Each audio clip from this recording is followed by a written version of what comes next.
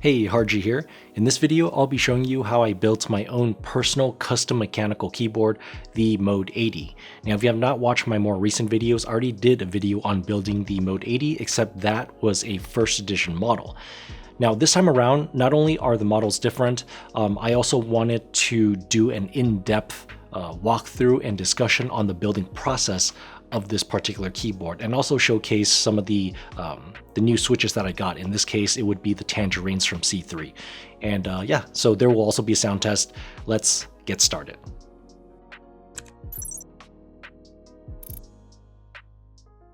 Alright, here are some of the basic specs for the Mode 80, so feel free to pause the video on your own to read. And if you have any questions regarding them, please comment down below. More importantly, it's better for me to focus on the build process with tips, as that will be more informative. Now, for the most part, I just followed the instructions on the Mode design support page to complete this build, and it was very straightforward with just a couple minor missing details since the instructions were originally meant for the first edition models. My order of operations may vary just a tad bit compared to what Mode Design has on their support page. Note that their instructions on the website will be updated soon. However, I will also discuss the difference building in the first edition model versus the current model since I have done both. Alright, the packaging first comes in a hard-covered box, which then packs a leather cushioned carrying case inside that contains the Mode 80 itself, so you do get a couple layers of protection. When you unbox the Mode 80, the internal parts such as the PCB and default aluminum plate do not come pre-installed like the first edition model. This was the difference I mentioned earlier between the two models, which changes the assembly process just slightly. Meaning at some point with the FE model, you'll have to disassemble and reassemble the internal components when installing your switches, depending on things like whether you want to use different plates or an optional middle gasket in your build. But with the regular 80 model, everything comes separately, so you'll just assemble it as you go. First thing you need to do is make sure you take inventory of all your components and tools needed to complete this build. Also be sure that you're working in a clean workspace, and an anti-static mat is highly recommended. I will of course have links to featured parts and items in the description below. Here is a list of all the items that are provided in your Mode 80 purchase. And here are extra components that you will need to buy or obtain separately to fully assemble this keyboard. The next step is gently place your keyboard face down. Now, before removing the bottom case to start the internal building process, I personally installed the anti-slip pads or feet first into the bottom case like so. This is just a quick easy step to get out of the way. In the third step here, you'll notice that the bottom and top case are held together by a single fastener in the middle that you'll want to unfasten using the provided Allen key. Removing the bottom case can be a bit tricky if you're a first-time builder because of how it's inserted and angled. What I did was use the USB-C port opening as leverage to lift the bottom case up slowly, use my left hand to hold that in place as shown, and then slide my right hand into the bottom case to support while gently lifting the bottom case off. If you're not careful, this can happen. It's not a big deal, but we do still want to try and prevent metal-on-metal contact like this. Step 4. Once you have your cases separated, it's time to test your PCB. But first, we have to properly assemble the daughter board by attaching the provided cable like so. Align the pins to make sure they are facing the right direction before pressing it in. Then attach the other end of the cable to the JST connector on your PCB. Same thing, make sure the pins are aligned in the proper direction. Using a USB-C cable, connect your PCB to your PC and open the VIA software that can be downloaded from caniusevia.com. Go to the key tester tab and then test each key input by simply using a tweezer and touching the metal pads on the bottom side of the PCB. If your switch pads are working properly, then you'll notice that the key switch on the VIA UI will light up. Do this for every single switch on the PCB to ensure that they're all working. Step 5. Removing the daughter board from the PCB. You're going to have to do this to make the next few steps a lot easier to do. This might feel a bit tight, but you can pull the cable straight out from the JST connector. Then, using the provided fasteners and small Allen key, secure the daughter board to the bottom case here. Make sure your USB-C port is aligned with the opening. Remember to do this gently and do not over-tighten these fasteners. Step 6. If you don't already have lubed stabilizers prepared, there are several other sources and videos you can check out about how to do this, as this is an entirely separate topic. But at this point, attach your stabilizers to your PCB.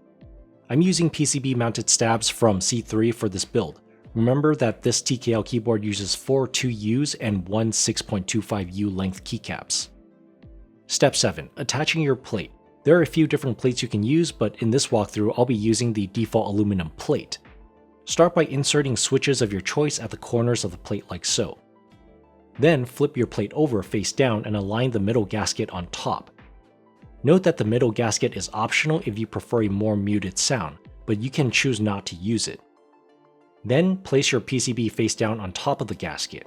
Make sure your switches are aligned in each corner as well as the edges of all 3 layers. Firmly press your switches into the PCB from the plate until you hear a click. Step 8. Test your stabilizers by inserting switches in those key positions. Add your spacebar, enter, backspace, and shift keys. Spam these keys to check for rattling and instability.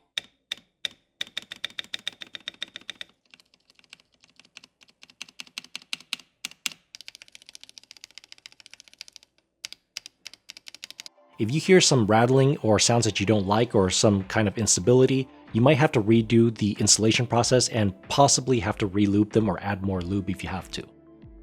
Once you're happy with the state of the stabilizers, remove those keycaps and insert the rest of your switches. Step 9. Place the sandwich layer face down and use the provided fasteners to secure the PCB and plate all together. Note that there is a fastener used in the bottom right corner of the PCB here that needs a washer, which is also provided. Reason being is because the fasteners will touch pads from 2 adjacent key switches as shown here. For circuit reasons, the washer will prevent that from happening. Remember not to over-tighten these screws. Step 10. Place the top keyboard case face down and gently lower your PCB sandwich also face down into the case.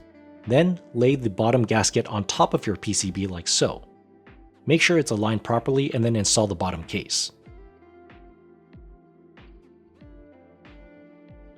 Now before you secure your keyboard, lift the bottom case up a bit and attach the daughterboard cable to the PCB's JST connector.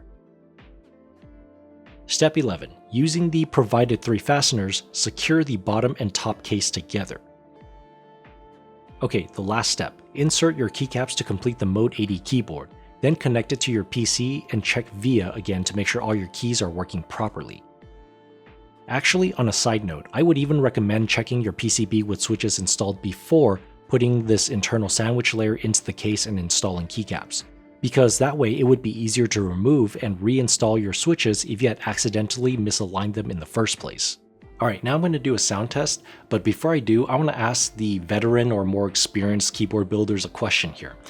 The C3 Tangerines that I'm using in this keyboard right now, can you tell whether they are stock or lubed or modded in any way or filmed?